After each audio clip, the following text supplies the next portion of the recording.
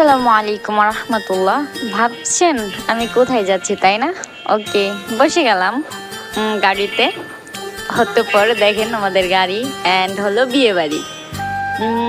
দূর দুটেই আমি যাচ্ছিলাম। তো দেখেন আমাদেরকে পিচ্ছিগুলো কি সুন্দর গিফট করতেছে।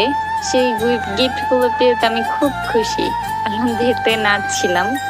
তো আমি বলছিলাম দাও দাও, বেশি করে দাও, কারণ আমার অনেক ভালো লাগতেছিল তাদের গিফটগুলো পেয়ে। অতঃপর বসে পড়লাম চেয়ারে। বসে দেখেন কি সুন্দর একটা আইয়া দিয়েছে আমাদেরকে, লাভ গায়ে হলুদের খেতে দিয়েছে। বাস খেয়েও নিলাম। অতঃপর বর আসতেছে।